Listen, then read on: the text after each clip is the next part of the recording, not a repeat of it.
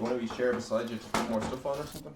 That help at all? No, I'm okay, thank you. Sure. You're so good to me, Jonny, and I'm such a wagon to you sometimes. I'm so sorry, you're so good. You are very difficult.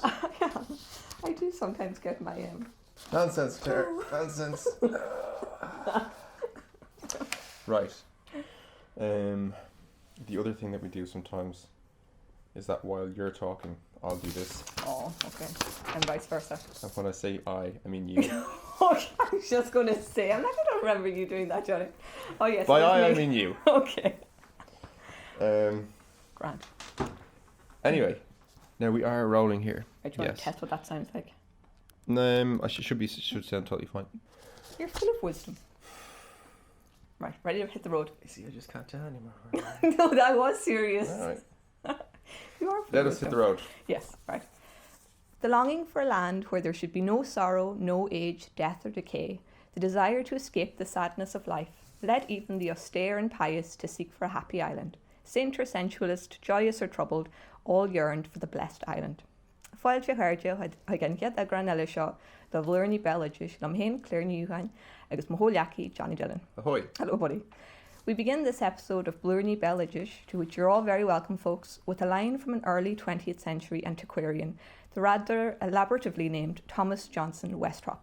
And Twistle Westrop will pop up again later in the episode, but by way of introduction, I wanted to begin with this vivid image of a happy island, or the blessed island, free from earthly sorrows, a site of great attraction, as we'll see, for both saints and sensualists, as Westrop notes, in early Irish literature and later lore. I'll let them decide which one we are, Jonny, saint or sensualist. Who would know? I think it's pretty obvious, but anyway. From Ireland's Hy-Brasil to Britain's Avalon to Greece's Atlantis, the idea of the mythical or magical island is a familiar concept in international folklore. The otherworld realm which lies beyond the horizon. Tír na Nog, Tír Charangra, and this happy island is our intended destination today. So it is, yes. So we hope you'll bear with us, life belts at the ready, as we journey with the early adventures through the great sea voyage literature of the Actari and the Imrana to mythical isles of beauty and abundance. We also investigate the 5,253 mythical islands off Ireland's west coast. We could be sometime. Is that how many? Well, it felt like it at times, to be honest, didn't it? Yeah. Their characteristics and the lore which grew up around them will titillate us today, some of which survives even to modern times. So let's cast off then into the enchanted mists and speak a little about the otherworld, that supernatural realm to which our forebears exhibited great reverence and respect.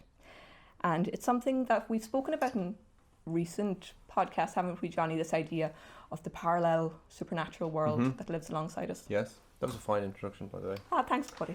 I think I'm better when I get stuff on paper. Yeah? Yeah. When you let me ramble, I'm quite useless. No such thing I meant to say, sorry. Exactly. Also, when you said about Johnny. the 5,000 islands, I actually have to admit I wasn't listening to what you're saying. I was reading a bit of Mael Dúin here, and I had no idea what you said. Well, that's pretty much representative of or what our daily lives, Jonny. Anyway, now, yes, the otherworld.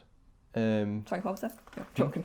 The otherworld. So yeah, as you're saying, I suppose we'll look at the idea of the otherworld that's located specifically, I suppose, on these islands, on magical islands, sometimes that appear out of the sea and then disappear again, or the idea that individuals are whisked away and led there, often by a supernatural woman, and then they have these kind of fantastical voyages that comprise a kind of whole genre in the early literature, actually, that then became the Imrana, which are the kind of sea voyage kind of tales, whatever. And yeah, I suppose we'll look at maybe in the early literature, some of the references to the idea of what happens, why the otherworld is associated with the far western isles in tradition, and some of the symbolism maybe that goes along with that. This is probably the first time that we've looked at the otherworld in terms of overseas and kind of submarine worlds, because often it's kind of subterranean, isn't it? Kind of in raths and forts and kind of the physical landscape around us on the mainland. Yeah, and that's what we looked at before with fairy forts, in the sense of the supernatural landscape, I suppose. But part of the idea of the otherworld, in a way, that in Irish tradition, it's often seen as a kind of neither heaven nor hell, but this third kind of realm that exists alongside us is the common thing. And we use this term, the otherworld, a lot in the study of folk tradition or in folkloristics, whatever. It's not So yeah, but when we talk about it, it's often described as being rooted in the landscape somewhere, sometimes in a fort or in a magical palace that appears in the land, or on this island that manifests, basically. And so in the sense of, say, in the Irish word for the fairies, the fairy host is Slua or Sheog. But the earlier Irish spelling for that is Sidh, and the meaning is a tumulus or a cairn or a burial mound. So this kind of roots the idea of the community, the otherworld community of the dead in the natural landscape, and the idea that maybe sometimes these burial mounds open up at night, or they become palaces, or these kind of fantastic visions appear and then they disappear, basically. But apart from those narratives that focus on the natural landscape and the otherworld as being rooted in it, you also have this idea of the otherworld island, that this kind of sudden and fantastic vision appears of a strange island that sometimes disappears as soon as it manifests, but people can be seen on it, cities or towns or houses, animals, women hanging clothes out in the washing lines, and people working away in the fields. Why is a woman hanging clothes, Jonny? Because that's what women do, Claire. Oh, I see. They hang clothes in washing just lines they go in to make the fantastic dinner. vision. Yeah, exactly, yeah. And so these are the descriptions that one finds as far as the otherworld islands are concerned.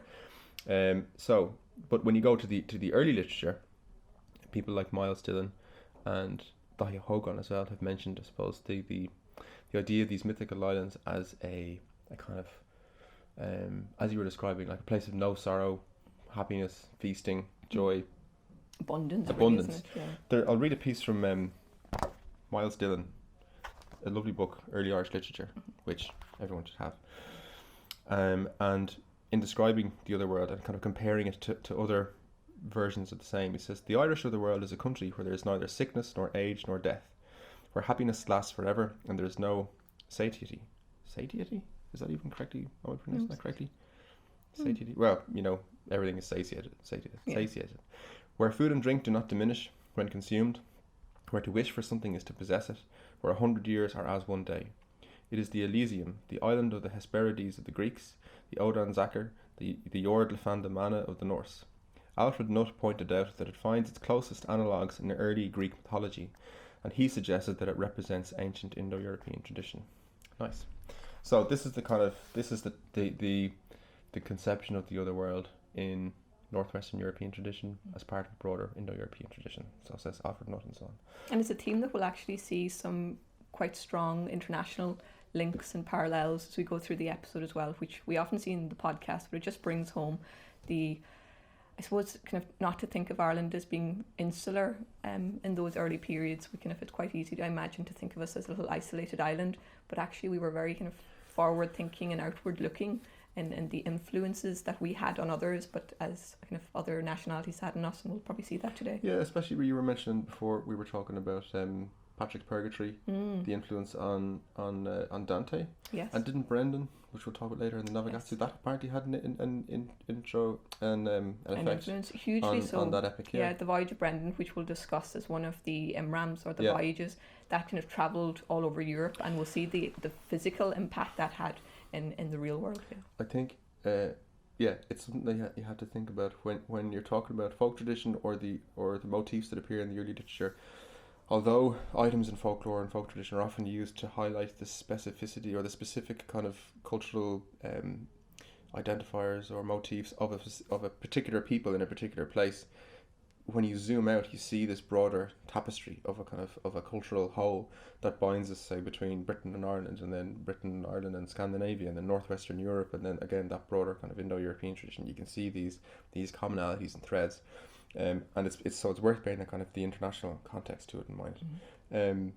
Dahi Hogan, in his book The Sacred Isle, he talks about some of the reasons maybe why the otherworld was kind of connected with the idea of the West, and he links it, as have other scholars, to the idea of the setting sun, and that this at a very fundamental and symbolic level relates to the idea that the sun, as it sets in the West, kind of travels into the land of our dead ancestors, which then manifests for us here on Earth as the world of nighttime, where there is no sun, and then it rises again in the east and brings with it, all the illuminating knowledge that it provides, whatever. But the idea that the setting sun and the direction of west are associated with the other world and with dead comes from that symbolic sense of, I suppose, just that idea of the end of a certain life cycle, and then it beginning again or whatever. I was going to ask about this, but when we mentioned it yesterday when we were chatting, I wanted to ask you, do you remember in an earlier podcast we saw that it was, maybe it was house luck, that it was thought to bring ill fortune to kind of extend your house to the west? Yeah. Is that church. same idea tying in? I think, there's the Antaeus Lodgna Yichar Sheer as a tap. Yeah. Don't, if you extend your house westward, you think you're stronger than God, you'll provoke the essence of that direction, and the essence of west is death, kind of thing. Okay. If that's maybe too simplistic a thing to put it, but so the idea being that if you kind of extend your home, that domestic space, in the direction of the dead in the other world, then that'll somehow manifest. It's a taboo, basically. There's great symbolism in so much of folklore, isn't there? The point of the compass. Yeah. You know, colours, sounds, you name it. I mean, you mentioned Avalon and King Arthur earlier on. When King Arthur dies, he's brought west on a boat to Avalon. Yes, to be buried there. Yeah, exactly. So it's the direction of, even for example in Irish tradition or in popular speech, when something breaks, it's said sometimes to go west, or if somebody dies, they're said to go west. Have you ever heard that? Oh. Yeah. If something kind of breaks down on you, like, oh, it went west or whatever. Oh, I see. Yeah. Well, it's a thing that I've heard anyway. But in this sense, Dahi in the Sacred Isle talks about references that Julius Caesar makes to the idea of night before day, when he's talking about the Celts and the continental Celts, basically, and how he says that they felt that they all descended from one kind of great god, this father god, Ullahar, who's sometimes the Daija, the Dagda, the good god, or this kind of horseman, all-father kind of deity, who has a one-eyed horseman who rides across the sky, who is the sun, basically. But Julius Caesar says that the Gauls all assert their descent from this pater and say that it is the Druidic belief. For this reason, they count the period of time not by the number of days, but by the number of nights. And in reckoning birthdays and the new moon and new year, their unit of reckoning is the night followed by the day. That's something that Dahi used to mention, that you see still in tradition today, that we celebrate for Halloween. Say we celebrate the night before the feast, or and May Day, at sundown. And May Day, it's sundown is when it begins. That night is before day. And so Dahi then goes on to say that there is in fact strong evidence of the belief in ancient Europe that the sun, when sinking in the west, entered the underworld each night to abide there with the dead. So I suppose this is the kind of the conceptual framework, symbolic framework, I suppose, that we're looking at. And it's suggested then that the Greeks located these two huge pillars at the gates of the Atlantic, or pillars that held up the sky. Sometimes they're connected with the Rock of Gibraltar and another rock, but there were ideas sometimes that there were these two huge pillars in the far western reaches that represented the edge of the world where the sky was held up. Oh, I see. Or those are the gates to the Atlantic, basically. And I love the imaginative reach. We'll see that again, but just the creativity in these stories is incredible. But it's there were these kind of huge columns, basically, that are described, and so this is the idea then that Dahi then later ties to another otherworld island, that the idea that the sun sinks through this kind of great archway in the west, basically. And so there's this is part of the kind of, again, the symbolic thinking of locating this otherworld space where the sun sets, and that idea from the Greeks, from the Mediterranean, kind of spread to the continental Celts, and it marched westward, basically, even to the idea that Ireland was an island of the dead itself, because we were on the periphery for so many. For them to reach us was kind of coming to the edge of the known world at that time, in that early period before the discovery of America and so on. Yeah, there was a colony. There was I think Dahi mentions a colony in Marseille, I think, where he thinks that there was this a kind of cross-pollination of ideas, and kind of from the west of Gaul into Celtic regions, that this the Greek ideas influenced the otherworld beliefs of the Celts, basically. But again, it's tying it into these very old and kind of archetypal almost ideas around the life cycle and the setting sun and so on. In Ireland, there's the idea of Donn and Teach Duinn, and this is there's an arch in Bull Island off the coast of Kerry, and there's a quote about so here we are. Medieval Irish texts describe the belief of the heathen, quote unquote, to the effect that souls there in Ireland go to Donn, whose name just means dark. And in the pseudo-history, Dunn is euhemerised as one of the leaders of the Gaelic people when they came to Ireland. There's this idea, there's a quote, to me, to my house, you'll all come after your death, basically. And so Dunn is linked with the sun in the sense that Dunn means dark, but it's the setting sun. I see. And then he has other versions of himself where he appears as Darrig or as red. So it's the idea that the sun, setting sun, sets in this island. That's where the souls go, and they travel to the Otherworld, basically. So those are some of the kind of the conceptions maybe in the early tradition that begin to form around ideas of where the Otherworld island is located and why it's in the west. Okay. And it's connected with, because the west is the direction of the dead, basically. I see. And I think it's probably, is it fair to say, given the impact of Greek and Roman tradition, like certainly some of the material I was reading as we kind of step into the early Irish literature section now, that some scholars argued that potentially kind of our early clerics would have been aware of some of these, and hence why they may have had an impact on these early stories that they were transcribing into the great manuscripts. Do you think that's possible? They would have been aware of which? Of the likes of Atlantis and Avalon and these kind of early texts that you were mentioning there through Dillon. Yeah, I think there's more of a knowledge of kind of medieval, although you're saying, Ireland is obviously an island, and it wasn't totally kind of cut off. There was lots of medieval influence or cultural influences around medieval Europe, especially from, I suppose, Christian kind of monks and who were going abroad, whatever as they were. But I think there was definitely a knowledge of the broader kind of cultural inheritance and traditions. Yeah, it's also speculative in a way. Like I feel reluctant sometimes to speak authoritatively about any of these things. Yeah, no, it's tricky, but I guess. How do you know? Like, how do you prove this? Well, you don't. It's there's so many webs there are so many tangled kind of webs to try and wade through. I guess that's where the early literature is so useful, in that you can kind of come to see patterns. It gives you just a certain, it's like it illuminates the dark of the past. It makes that strange country slightly more familiar, but it's still just this kind of tangled web, basically. I think that's why I prefer to just wander around it in wonder rather than making kind of definitive claims, I suppose you do like wandering around in the old any bewildered text, state. But Dahi was tended, and he was very good at that kind of threading a narrative through, like this caused this, and then this led the Greeks to say this, and then the Celts said here, and picking out these kind of bits. Now, whether or not you can kind of put such a narrative on because it's such an arc on these disparate kind of items is, well, I can't, I don't think. But no, I certainly couldn't. But I suppose, so what I was saying, the Otherworld is often conceived of as being rooted in the natural landscape alongside us, sometimes in a fort or in a burial mound, which connects it with the world of the Otherworld community of the dead, who are also the fairies.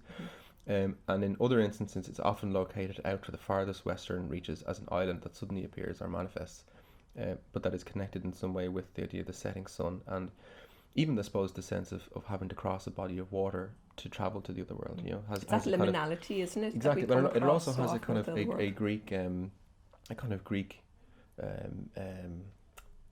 what would you say, motif in it. Somebody like the idea of crossing the river Styx. Yes, true. Plutarch mentions something. Good old Plutarch. He talks about. You love quoting the greats, don't you? Well, just shoehorning Plutarch into another. Nietzsche is the man altogether.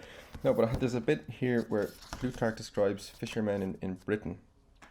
Here we are, and it's kind of reminds the person, I suppose, of this idea of crossing the Styx and crossing the river to the strange Otherworld of the dead. On the ocean strand opposite Britain dwell certain fishermen. They hear a voice calling them and a knock at the door. Rising from their beds, they find at the shore unfamiliar boats heavily laden. They grasp the oars and in an hour are across, although their own boats would require 1.5 days. That's a common motif as well, that you get there really quickly. And the time that you spend there exactly. as well, yeah. When they arrive, although they see nobody, they hear a voice calling out the names of those who disembark. So, it's a kind of strange notion that ties in again with this, the Otherworld island is located, and in this case to the west of, or opposite Britain, to the west of Britain or whatever, which would be, Ireland roughly. And this connection of, although they don't see anyone, they hear these voices, disembodied voices of the dead, basically. Which ties in, again, you start to see these little familiar markers appear over and over again. Because it becomes, we'll probably see this now, looking at the Act 3 and the Imrana, because it starts off as kind of, the Otherworld, we should always remember, is this kind of early pre-Christian idea. But then isn't it true to say that in kind of later we do see this confusion with the more Christian heaven? Yeah, I think one of the things that happens in the descriptions of it needs to be kind of clarified, and we kind of need people to remember that they're two different ideas almost. You have in the say in some of the Imrana in the the like Imran Mael Dúin, or We should probably start with the definition if we're going to jump in. let's. Because for the sake of completeness. Yes, indeed, Claire. Well, of course. I like a definition. Um, So when we're talking about Actri and Imrama, these are kind of genres of early Irish literature. I suppose some people distinguish them by date, so that the Actri are earlier than the Imrama, but essentially what they are the Actri might be termed as adventures, and kind of adventure stories, whereas the Imrama are kind of sea voyages more usually, aren't they? Where the voyage itself became the focus of the narrative. Yes, and there are hugely famous examples that exist. Only, well, in terms of the Imrama, I think I read only 5 of them exist in manuscript form to this day, and we'll kind of look at them from Imran Bran to Mael Dúin, and Connle, and then he was an actor, but there's a bit of crossover as whether he was an actor or an Imram, and then we've got St. Brendan's Voyage as well as an Imram. But we'll kind of look at these in details because they kind of very much buy into that theme of travel to the Otherworld island. The Funkin Vagnall's Folklore Dictionary, which I'd love a copy of myself, I don't have. It says here, Imrama, literally voyages, a class of old Irish stories in which the voyage itself provides the main interest. Then a list is given of the extant versions in the manuscripts, and they're from the 11th, 14th and 16th centuries. And then it says, the voyages are prompted usually either by revenge, as in the case of Mael Dúin, or pure love of travel, or desire to find the happy isles. The voyagers visit innumerable islands inhabited by supernatural or otherwise marvellous men, women, birds or animals. The voyagers land here and there, or are not allowed to land. They see strange things and are told strange things, and inevitably learn new wisdom, as you do. They always eventually arrive at an island more beautiful and marvellous than the others, whose description reveals that some Christian concept of heaven has been superimposed on or adapted to the ancient Celtic visualization of the otherworld. That's the thing. One of the things that you find in it's Imran Bran, I think, I could be wrong, where Bran disappears off. Yeah, well, where part of the prophecies that are revealed to them on their adventure start to have this kind of Christian colour and overtone. Yes. Although they'll meet, like, say, the ancient Irish sea god or something like that, or Monarch Malir, who's travelling across the sea and says that it's just a flowery plain and all that sort of stuff. So you'll have that kind of pre-Christian flavour and kind of component and panorama, and then the scribes, because you have to bear in mind the only reason that we have any of the early literature and the early literary sources is because it was transcribed and taken down by the monks, the early monks, with their own agenda, Christianizing the texts and kind of shoehorning quotes from Plutarch into, as it were, into what was a kind of I suppose the pagan origins, the pre-Christian a kind of frame. But then, so you have to kind of, it's like an archaeological dig sometimes, supposed to pick these things apart, really. But yeah, should we start by looking at some of the different descriptions in the early literature? I think it wouldn't hurt, because they are, like, I think we read these years ago now, and kind of I remember just going through them, and we used to have to do kind of, we'd only ever get through like one page at a time in the Old Irish, and it'd be like another island, and then he visits the island of the women, and then he visits the island of sheep. When did you do this? Years ago in Galway. Did you? Yeah, and we're like, Amazing. is he ever getting to where he's going? Oh, did you not like them?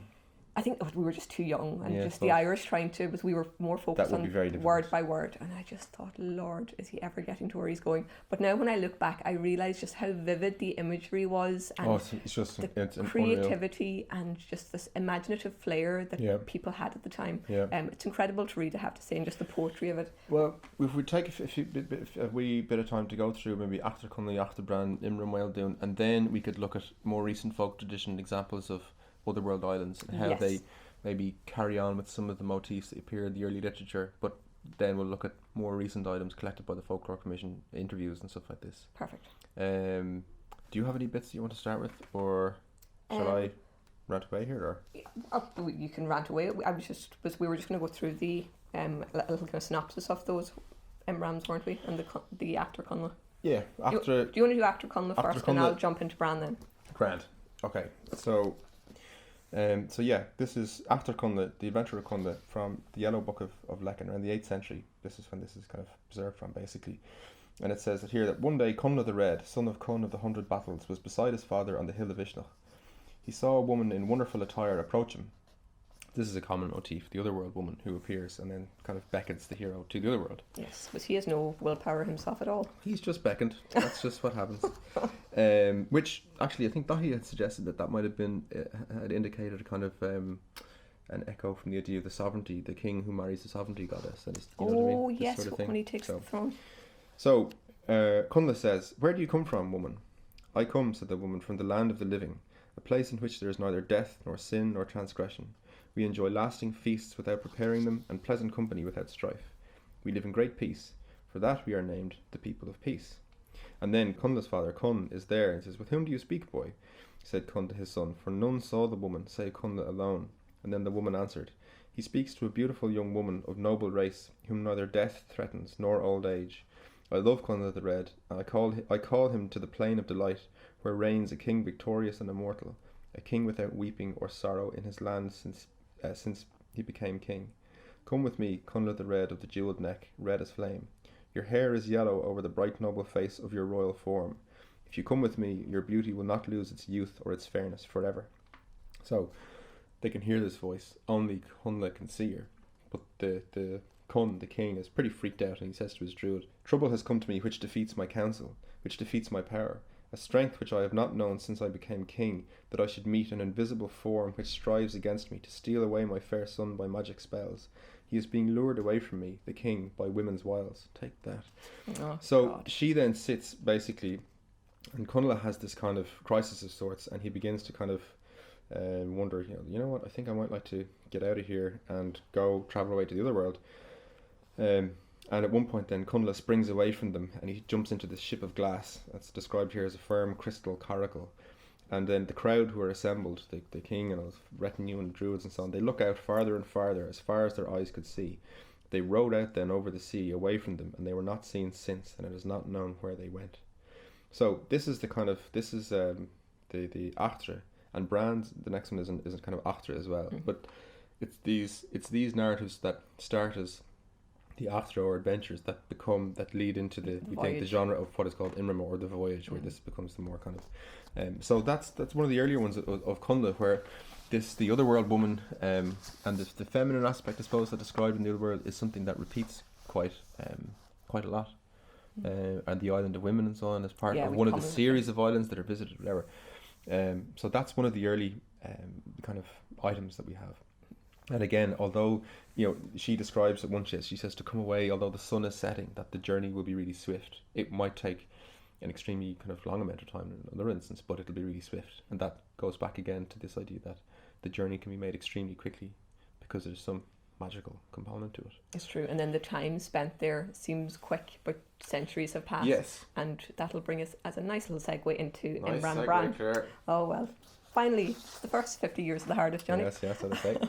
So, as Jonny was saying, Bran there's speculation as to whether it should be designated as an actor or an Imram. So it's we see that shift, I suppose, from one genre into the next. But by way of brief synopsis, I suppose Westrock kind of just gives it quite succinctly here, where he says that Bran was the son of Fable, and he was sleeping near his fort. He hears sweet music and awakes to seize a magic apple branch in his hand. An unknown woman sings of a glorious island round which sea horses glisten, a fair course against the white swelling surge. See, again, they like their alliteration as well. Oh, here. Maybe I should have paid more Wandered around in the attention. 9th century. Yes. In it dwells on this island no wailing, treachery, death, or sickness. Again, that idea of a world without sorrow. It glows many coloured in incomparable haze, with snowy cliffs and strands of dragon stones and crystals. And then this woman vanishes, and Bran, with 27 followers, embarks upon the journey to find her. They meet the sea god, as you said, Jonny, Manannán mac Lir in his chariot, visit Mael, the Isle of Laughter, the Isle of Women. The Isle of Laughter is kind of freaky. Yes, you were saying this yesterday. They're all a bit kind of demented. It's weird, yeah. One of his colleagues, associates, fellow adventurers, whatever, there's a word I'm looking for and I can't find it. They step ashore onto this island, and they see a crowd of people there all wandering around just shouting and laughing. All of them. Yeah. And this fellow goes ashore, and as soon as he lands there, he begins to shout and laugh. and they row the boat towards the shore, and they kind of beckon him to come, but he just looks at them shouting and laughing, and they wait there for a while, and then they just row away. And that's the island of joy, so called. But something kind of disturbing about it. Yes, I think I'd be rowing away. It just seems a bit forced, doesn't it? It does a wee bit. Yeah. But back to Bran. So he finally reaches the Isle of Women, to which this queen has drawn him. And entranced by love, the visitors do not note the flight of time, in which case we learn that centuries have passed. And in apparently undiminished youth and strength, they return to Ireland eventually. It is only when they take the first step onto shore that they fall, or that the first man falls to ashes, and they realise what's happened, that they've aged. It's a bit like that idea that we're all very familiar with of Tír na nÓg, that Oisín who went doesn't realise that so much time has passed, and he comes back. Oisín is put on him, and he's told not to get off the horse he's on. Yeah. And when he comes back, he sees an old man struggling with some load, and Oisín goes to get off the horse to help this man. And as soon as he steps onto the earth, he becomes the age that he would have been. He inherits the debt of time there, and suddenly becomes he's 900 years old or something. So it's that those similar patterns kind of continue on, but that's what happened to poor Bran. So eventually they realised, and the survivors sailed off, never to be seen again, having realised the error of their ways, I suppose. When they come up to the island, the Otherworld island of women, where the queen is there, and she's calling to Bran, and he's afraid to land on the island, himself and his companions, and she throws a ball of twine in his face, and he puts up his hands to catch it, and she then uses it, pulls the twine, and brings the boat in. So it's this kind of, it's by some sort of kind of magical trickery of sorts that they're brought there. But when they're there, it describes like each man, there's a wife there for him, and Bran is there with the queen, and they all have this fantastic time. They have all sorts of food and feasting and all sorts of crack. But then one of them begins to just miss home for some reason. I forget what the description is there, and that they eventually they manage to escape and leave. It's like the fisherman in heaven. I was thinking that, the fisherman in heaven. You can have too much of a good thing. Yeah, that's what I was thinking while I was going through this. It is like that joke or that story, whatever, where the individual who goes to heaven and then just keeps catching the fish with great ease all the time, and then realizes this is really boring. There's joy in the suffering sometimes. There must be. We must find some meaning in it. And some of the the descriptions where Bran is travelling over the water, and meets Avalon MacLear, who describes it as a flowery plain. And then when Bran and his companions look over, they're floating over this wonderful orchard of flowering trees. Just you get these strange descriptions of the boat kind of travelling through the air, as they travel along. But lots of these ideas kind of recur as sorts of these kinds of themes, like the island of laughter and the island of women and so on. And the idea that there are so many of them, so every now and again you'll get this thrice 50 islands. Yes, they keep visiting. Countless and countless islands out from the west coast, just to give the impression that there are so many islands, or that there were off the coast of Ireland in terms of mythical sites. This is the 5,263. That's where I did a rough estimate. Yeah. Will I play some tape recording here? That'd be great. This was collected in 1975, I think, by Seamus O'Connell, and this is from Padre Barraid, who is from northwest County Mayo, a beautiful side of the world, around Carrú na Gluch, Carrú Haig, Kilgallaghan, this kind of very remote and beautiful part of the world, and lovely Irish here as well. But he's talking about how there was lots of magic in Ireland long ago, and there were these kind of other islands basically that used to exist, and he describes how he what he saw basically. We need Fadon, we drift them over in and it's a door to the hill. I got a shed of crahoots, a fecal on you. And the charm amateur, the cheer amateur. We drift them over for the hill. I got Jay hair and you, many we to country, cheer na hoga. I got and cheer over my janty cheer down. Jay how much got been fake, not when they go. Tá had to go down, with Hy Shaban. And now the Tasharoti. Tá míle bliana when they posted beyond the ocean, got men a posted to seal now. August is very ancient nach wooden needing echo. And now the she not the hitter. So he describes, what you see is what you believe, but that there were these kind of islands and that he carries on to describe the scenery, basically, of seeing people and trees and little houses and so on here. Ní rúf má focail ach ní má gan chus má díúntas mór. Hanig má wara agus agus gael na dhé, sias na dhé, fuair má bhealach a ríist agus buíad i bhar feiceal go páraige. As yn oes hyn. Wel, ydy ffaran siawtorn i gyda garagwan, o ti'n gwybod gyda garagwan, sian dron, tan fi ar y ddar. Fi siam mwy o ffair y bar. Agus han y lle, mwy siar y moia. Talw, coelche, agus cancha. Agus mae'r o, a mwy sy'n gar y brach i ddaraw. Agus bwy'n eich i'r na hoia. Wel, yn ys ni sedyn gyda'r di yn sy'n. Wel, to se abwy. To se gyda'r mae'r tom wedi. Tonight, and he's like, it's there, it exists, it's just like we are. And he's describing the kind of what he saw in, houses, land, forests, which is a common. And I think to many, as we'll see, these islands were very real. But I think what got me, and we said this yesterday, when we were taught that kind of eyewitness evidence was sometimes the most unreliable type of evidence. When you were doing law? Yeah, and it's kind of struck me as like, how can that possibly be true? Like when you see something like with your own two eyes, how can it be unreliable? And then you realise kind of the person, the time of day, the level of lighting, your level of tiredness, whether you have your glasses on or glasses off. Actually, you can be so surprised by how, what's the word? Unreliable? Vulnerable we are to mistake, kind of even with our own two eyes. Kind of so to see fog banks or mirages like this, someone could be completely certain. Oh no, it was an island. Yeah. It's funny because I'd be more inclined to think of the symbolic meaning of these landscapes and the kind of individual way of understanding the landscape in a kind of symbolic sense, or imbuing it with this, or even the idea that the other world and the fantastic can suddenly interrupt into the mundane, and it's always just about to happen. I remember chatting to Doohan years ago, and he described being on a boat. I forget exactly where. It was in the far north somewhere, Scandinavia, and he said that he saw an island like this, that he could see animals on it. He thought in houses and so on, but realised it was a kind of mirage or just a weird vision, like of fog, or I can't exactly remember what it was. But, isn't it curious? But there was something on the sea that his mind took to be a kind of a phantom island. But your mind is working and taking in far more information every second than you even realise. Yeah, it's probably even doing more to tune information out. Exactly. You know. I remember going up around the Hill of Tara before, up at the Lea Fall, that's standing up there one evening, and as I said to you yesterday, turning around. To check if you were the standing on the Lea Fall, which for listeners, it screams if you're a king. So you step on it. You were just fingers crossed. Jonny. It was screaming very loudly. There's no one there to hear, but it was screaming very, very loudly. And then there was just a lot of applause. Isn't that convenient? It was really weird.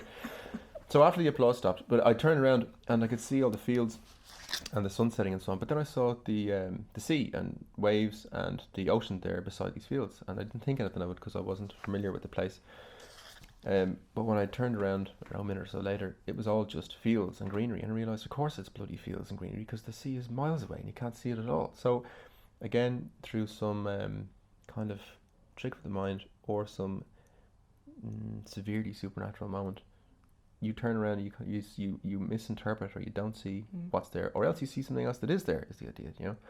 These are not traits for a king that I would feel confident in, Jonny. What, paranoid schizophrenia? Yes. Well, you know, but no, they weren't. It wasn't a psychotic landscape. I might not put that on the old campaign. Burn the school. No, there wasn't. It wasn't dictating. Actually, no. I think it might have told me to burn and destroy things. Yeah, but yeah, the idea, I suppose, that these flashes of the fantastic kind of suddenly interrupt and interfere with the mundane and the ordinary, and then some of the imaginative descriptions. This is a thing, actually. I was thinking about. What's her name? The photographer she took a lot of lovely photos in Connemara in the 30s, but she wrote about her Carrarua. Oh, Price, Kathleen Price. Kathleen Price, yes, for 10 points. Kathleen Price. Well done you for knowing the women, Jonny. The who? I was thought, yeah. So she was took these lovely photographs, and she wrote a little article on the Carrarua, and she talked about it was a lovely place for artists.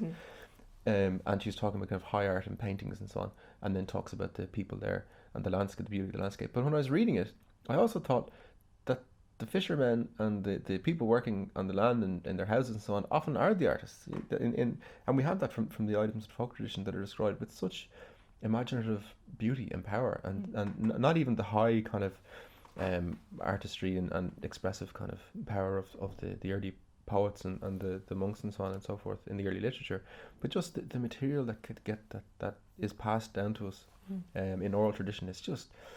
It's amazing. We should be so grateful for, really. Oh, when good you grief! imagine And we what don't has- draw on it. I know, And, what and has been even lost. to go on another sort of a tangent, perhaps, whatever. People often think in some sense that art is like that. Art in some way is a kind of some sort of afterthought when material conditions are kind of when you reach the material level of comfort, you can consider art. Yeah. But it's the opposite. It's the inverse opposite. The symbolic and artistic is the starting point of culture or civilization, or whatever. You look at, say, the beautiful cave paintings in the caves in France. They're about 30,000 years old or something like that, where people had to crawl in pitch black through these terrifying kind of crags and crevices to paint these beautiful images on the walls. Like, why the hell did they do that? You know, that's not because it's not as though you reach some sort of material comfort and then decide, you know what, let's paint some sort of cuboid, horrific, modern piece of rubbish or whatever. It's the opposite. It's culture and the art and the symbolic and the transcendent that starts, and then everything comes after that. Now, Was that your plea to be king? That was probably more successful. Was it? Yes, I would go with that line. really? Yes. Should we talk about Mael Dúin briefly? It'll have to be briefly now because we have... Okay. we've- Should we not? what- Some of the descriptions are do we think we've just done too much on the It was. I think it's interesting because this is certainly where the lore that we'll come to now comes from and has kind of taken influence from. So I think it's important to mention it. Well, okay, so we'll go as briefly as we can. This Perfect, is one right. of the Imre myth, the voyages of Mael Dúin. Mael Dúin is the foster child to the Queen of Ireland, and he thinks that he is her son. In a taunt, it's revealed to him that a companion taunts him, and it's revealed that he's actually the love child of a nun, which is particularly disappointing, and that his father was killed by marauders from Laois. So Mael Dúin sets off, with his foster brothers to find these marauders. Comes to an alehouse, hears a drunken man boasting about how he murdered this man's father, and as soon as that happens, a storm comes up and whips them away, and suddenly they find themselves out at sea in a boat with no sight of land anywhere. So they let the boat float wherever God will send it. They then visit, this is the kind of thrice 50 islands kind of scenario, and they go to all these strange islands where one is covered with giant ants that want to eat them. One is where there's an old man floating on a sod that was made at the beginning of time, that the sod grew into an island and now it's inhabited in the trees. His forebears lived there as birds that are in the trees. He gives a kind of strange prophecy to them. They go, at one point they see a giant beast on top of an island that revolves, its bones all revolve in its, but the skin stays still. It's very Or else Terry, the skin Terry whips Pratchett, isn't around it? and the bones stay still. So there's an island full of kind of burnt, blackened people who are just going around screaming and wailing, and one of their companions goes onto that island and he just starts screaming and wailing, and they have to go away. But one of the interesting parts, they see this kind of this otherworld music, the otherworld, the idea of the otherworld as a place of feasting and joy.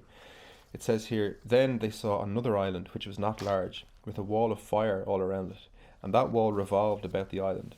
There was an open doorway in the side of the wall, and each time the doorway came in front of them, they saw the whole island and all that was on it, with all its inhabitants, many handsome people in lovely garments, with golden cups in their hands as they feasted. And they heard their ale music, and they were for a long time watching the wonder which they saw, and they found it delightful. So, this is the kind of, I suppose, again, the vision of the otherworld that appears. Which again ties in with a place of feasting, a place of joy, a place of strange imaginative power, strange visions, fantastic visions, the imparting of wisdom, a dangerous journey from which they narrowly escape, often just from kind of God saves them or whatever, where the Christian and the pre-Christian overlap and intertwine, where pagan deities and pre-Christian gods mingle with kind of monks and animals and souls of the dead and so on. A thoroughly strange and altogether, well, fantastic voyage, basically. That's what these things are. Yeah, each and every one of them. Yeah, whatever.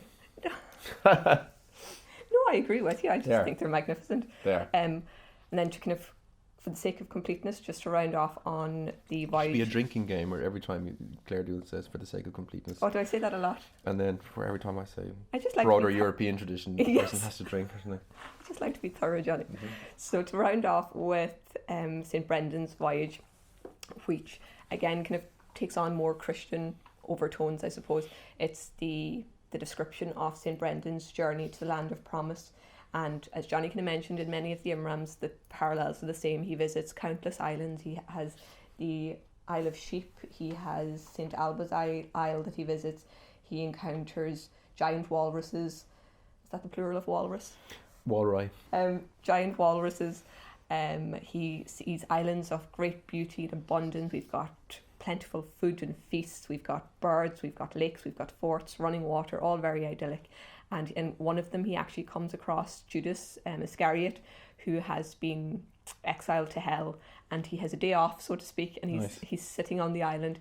And then Brendan, in a great show of charity, he actually gives him food for the kind of day that he's on the island.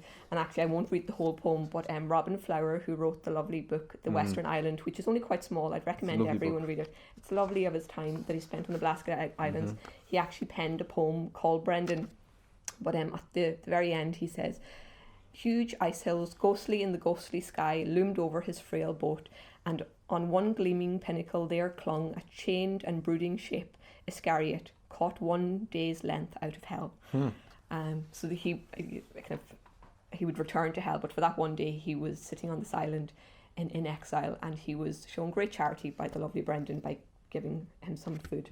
But it's those same parallels again, with more Christian overtones of the teachings of the church and whatnot. They do interrupt into the descriptions often that have come down to us, it would seem, from pre-Christian descriptions. They do, far more so, don't they? But Brendan is certainly one to remember, because we'll touch on it briefly at the end, because this is the Imran above all the others that had greater international impact. We've seen it in, I think, when we spoke about St. Patrick's Purgatory in one of the...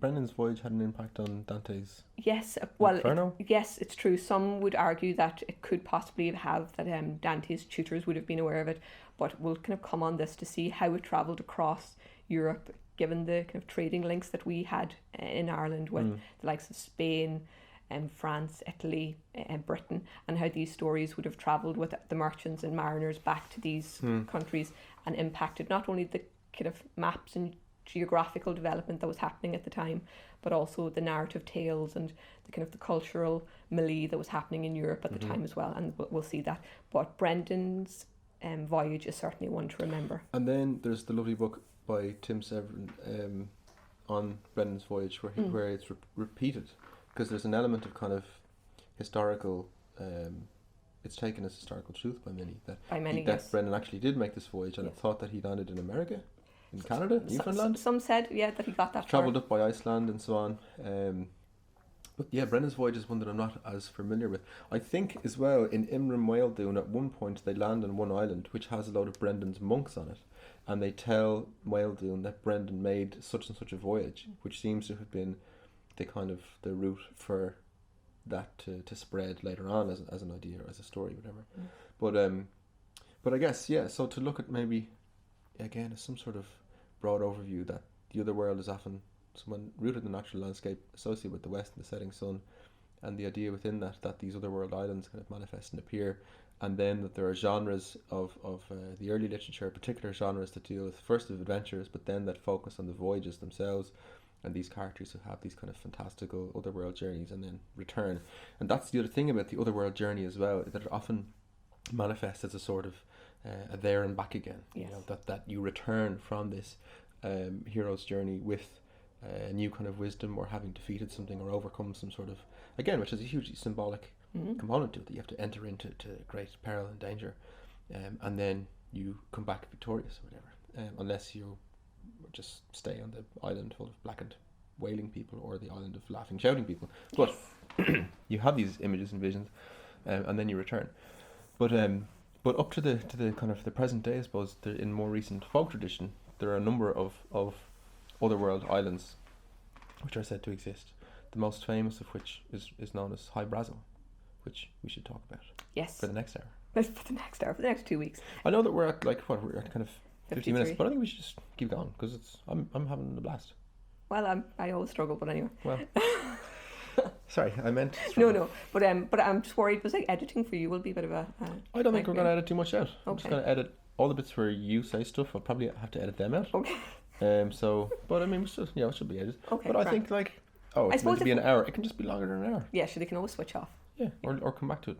That's true. That's true. Okay. Perfect. Hello, is there anybody? Yeah, out there. So, Well, I think before we go to Hy-Brasil. Hy-Brasil, just because we'll spend more time on that, just to kind of give people a flavour of the diversity, Westrop goes through geographically moving from the south of Ireland to the north, just a list of islands. Yes, yeah. So I might just list them off and then people can do a bit of further research on them because they're hugely interesting, but we'll kind of come back to Brasil. But you've got the Cantilian rocks off Ballyhagan, County Kerry, with very interesting links with that family, which if that is your surname, you should, you probably are aware of it, but if you're not, it's worth looking up. You've got the Great Kilstiffing near Loophead in County Clare, which our director, Dr. Krista McCarthy, writes about in an interesting chapter that we should include a link to. Then you've got Bagaran, which is very interesting, off the coast of Galway Bay. Did you want to say a little bit about this? Because this is what's... there's a very famous poem about Hy-Brasil written by Gerald Griffin, but he says that Ara is holy, but Hy-Brasil is blessed, which I quite the distinction. Yeah, Bealgóran was, I suppose, another of these. I mean, with Hy-Brasil and Bealgóran, there's lots of the similar kind of motifs and narratives attached to them. And some often confuse both of them in the literature, which confuses me even more. But again, it just points to the existence overall of, in a kind of symbolic framework, that these islands exist, that they appear every 7 years or every 70 years, that they just rise out of the sea, that they can be disenchanted if you throw soil on them when you land there. Or fire. And then as well as that there are often narratives surrounding not just the existence of the island or its sudden manifestation, but that fishermen, when the island isn't there, will often pass over this undersea world and they can see people, or they'll catch skillets in their hooks or boiled potatoes or something like this, and that, or someone will come up out of the water and say, "Can I have my skillet back? I need it to make my dinner," or something like that. Or some of the fishermen around Bealgóran would sometimes describe seeing heather and things floating on the water far out at sea. Miles out. Yeah, and the idea being that there's another world there, basically. But Bealgóran just fits into that kind of that overall, I suppose, corpus, I would see, in that while not identical with Hy-Brasil, say, it symbolically, I think it fits into the same framework. But there are different narratives attached to both islands. Yes. In folk tradition of the particular area. So, whereas Hy-Brasil is largely associated with the area around Kirkcalchina and Kerry, and Bealgóran largely around Connle and Charrua and places like this, that there are different narratives that are told by the people about that place, basically. But they're of the one family. What was the Dr. Lee thing? Do you know what the crack with that is? Oh yes, that was very interesting. That's Bealgóran. That's Bagar. No, is it? Yeah. But see, this is the interesting thing, because Well, maybe it splits across. It does. I think it splits across, and this is why you have to be so careful with the literature in scholars who are perhaps not familiar with the corpus of material, because they do seem to get very easily confused, and I'm very susceptible to being easily confused, so this does not help me. Well. So they do confuse Hy-Brasil and Bagaran quite often, I think, but certainly there is one legend type where it tells of a man from, I actually have it here. I only found it when I had to present some stuff in Charrua a while ago about the sea and Otherworld stuff, and I had never heard of the story of Dr. Lee, and it was told about Bealgóran. Interesting. So it just shows the variability that it's attached to all of these. It is, because I have an extract here from one of the main manuscripts from Bartley O'Connle from Galway, and he is speaking about Thomas Martin Lee, so one of the O'Lees. I suppose that's the surname, is it? O'Lees, from Galway. And again, the motifs are all the same, that he travels to this other world island, and he is given the opportunity, instead of, he kind of goes to disenchanted. He does, with fire kind of from his pipe, and those on the island say, actually, you can do that, or you can take this book. And he has a lovely line here, which I think, where is it? Currimishlí bethe or the low or fow the vehe, which I'll give you a way of life forever, to see you through life. And this man on the island gives him a book of medicine, which is said to contain all the cures of the world. And Thomas Martin Lee says, all right, I'll take the book. And he goes home and he's told, you can't open this book for a certain amount of time. And lo and behold, it becomes the Great Medicine Book of Ireland, which is actually, it's called the O'Lees Medicine Book now, and it's actually viewable in the Royal Irish Academy. Amazing. And if someone looks up Irish Script Screen, it's a wonderful facility online where different repositories around Ireland have digitized collections and put them online. Yep. It's incredible. You can see the originals. You can really zoom in on them and everything. Yeah. You can, hugely so.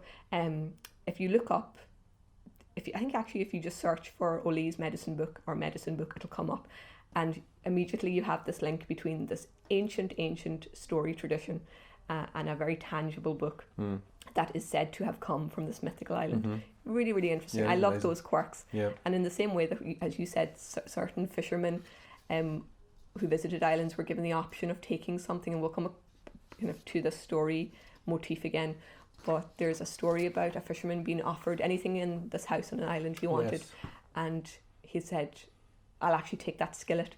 And in one of the recollections that we have in the manuscripts, someone says, and that skillet still belongs to that family down in Kerry, which I just love that continuation of the legend, basing it in social realism. In real life, in the domestic. Yes, that it was someone knew someone who went, and we still have this item. That is told about Brasil as well, where the so sorry, but no, you were going on through a list of islands there. Oh, sorry, yes. No, you butt in away, Johnny. That's sorry, don't mind me. So just to finish off, we have we had Bagara. Then there's also, it's worth noting, Inishboffin, which actually does exist, but I've been there. Yes, It was, indeed. Yeah. So, but people actually said that is a disenchanted island that was once a mythical island, but that it was disenchanted by fire and so became real. Then you've got the likes of Tirhudi in the north near Donegal, and you've got Monastir, which is off County Mayo. So a few islands well worth researching what lays off your coast, really, if you've never heard of it. But a huge amount, a surprising number, I have to say, for those of us who weren't acquainted with them, of mythical islands off our west coast. And all westerly again. And Yes. there's early literature from Leinster which describes that individuals going out in a battle will be killed at it's like the westward ebb, or the ebb, which is travelling westward to Teach Duinn, to Dunn's house, which you mentioned, that other island. Yes. That it's all westerly islands, or the direction of the other world and the dead. And also you mentioned there about Biogoran and Hy-Brasil and stuff like this, that the idea of taking an object, that there's another narrative where an individual finds himself, he goes ashore on this mythical island which manifests, goes to the fishermen, the captain goes onto the boat, or the captain of the boat goes ashore and into a house on this mythical island, and there's an old blind man in the house and a young woman, and the blind man extends his hand to offer him a handshake, and the young woman motions to him not to do it, and she gives him a piece of iron or something, which he takes, and he puts that into the old man's hand, and the old man crushes and breaks it, and then says, "My, you have a very kind of strong hand you have," or something. And then the woman makes him some food, but kind of bids him escape, basically. But she offers him anything that's there. She's like, you can have, and he chooses some kind of silly mundane item and then goes away. But she then later chases him, or is very displeased, and kind of suggests that he's a useless idiot because she meant her. You know what I mean? That you can like take anything you have her, and he picks a bloody skillet or whatever. So again, the connection of kind of the Otherworld woman who takes the man away or something like that is a kind of common theme. And it's told, there's a piece here from one of the main collection manuscripts that were collected in a Chararua. And this is a piece from Galway as well, and it describes in Biogoran. It says, "Vi set Istrianas na tir agiskach balachi, se shana kahanas and trawan the vi noninchachum, and not Rashid Rummigshe in Ilan." So the place that they were dried out on an island suddenly appeared. Honachid the machalig, Yulan Farog Shahart, because Kasu Ban Rualesh. So they all came out of the boat, and this young man walked around and he met a red-haired woman. Vi should the shul piece more naintig. Honnig si their father astronona agus honnig a faro chomaladine. Honnig a taile fu who agus vi a farga chohor to sevi riv. So they all get back into the boat and they leave, and then the tide comes up and the island disappears. And darn the law vi chudige a choligiri holan a quid nachro. So some of them the next day wanted to go back to the island and others didn't. A chuad their on or chuyerbe. So they went back, and then it says, basically describes that the young man who would have walked around with this Otherworld woman on this island, his net became hugely tangled, and he throws it over his shoulder. And as he throws it over his shoulder to try and kind of fix the knots and things in it, he was swept over the ship, the whole net, everything was just pulled over the edge of the boat. And so the rest of the fishermen thought it was her who took him away, basically. And then it says, Niachas a hain on Idon Reach, so himself or the island were never seen again.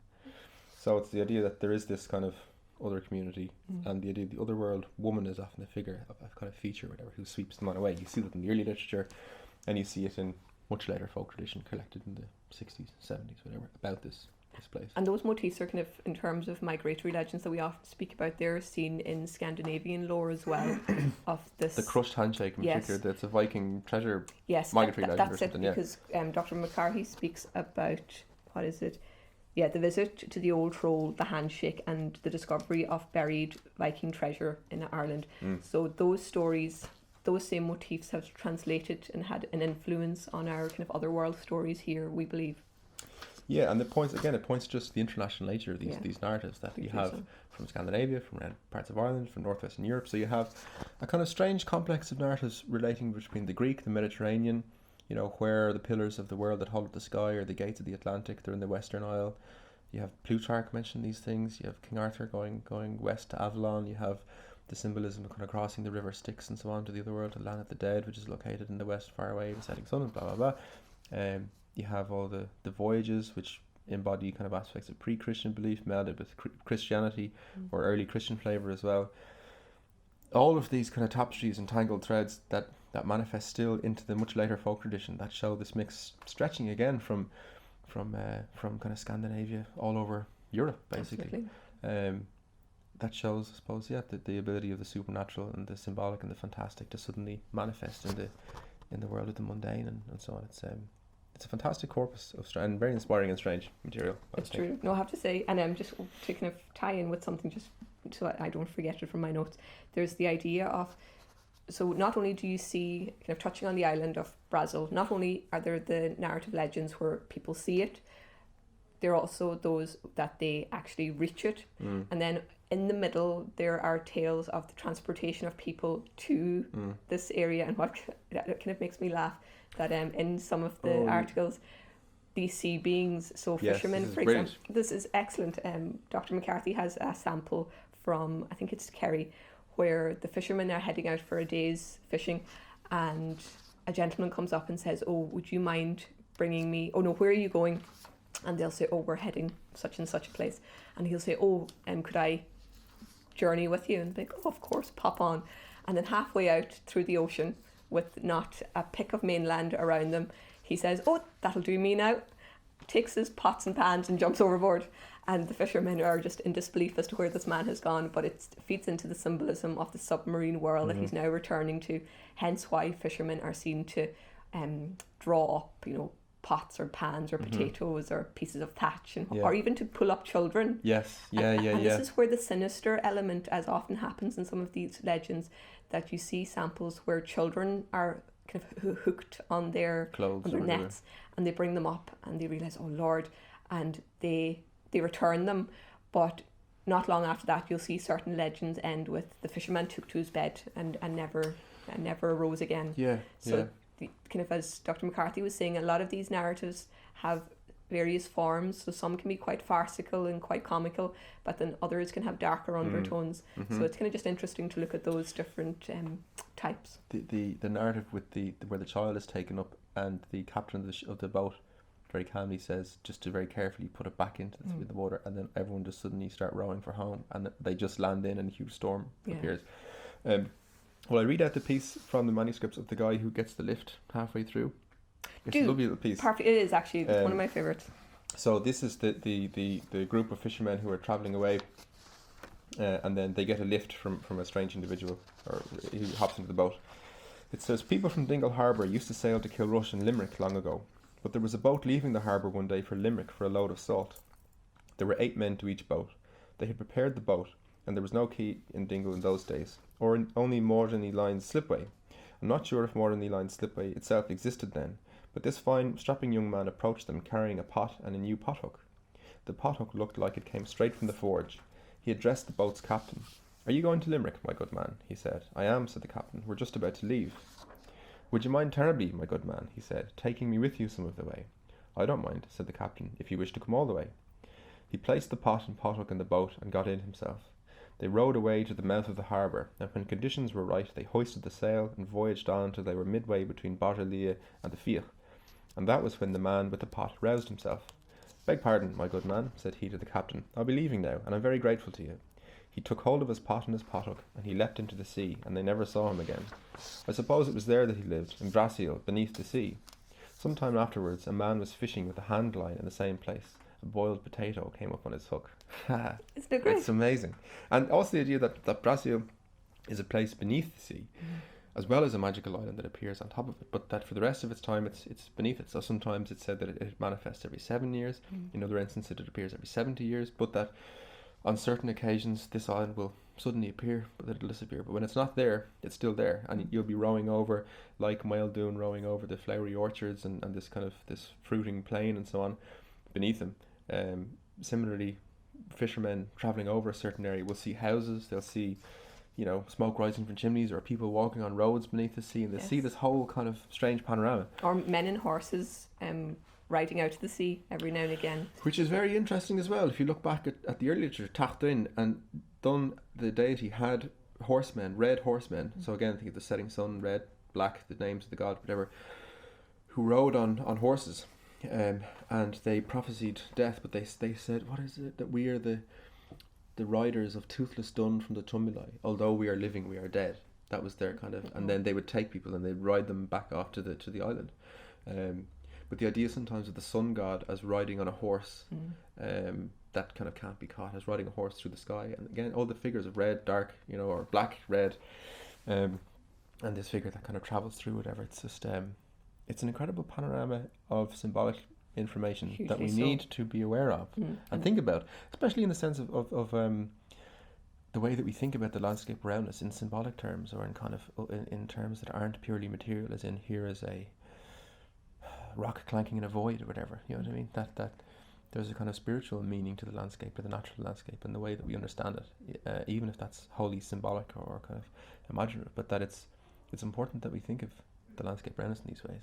I think it's just important to be a bit more mindful, really, and just to take the time. I don't think we allow ourselves that opportunity anymore. We always feel like we have to be rushing and moving forward. So to actually take the time to look around us in life sometimes and appreciate what we have and the beauty that surrounds us.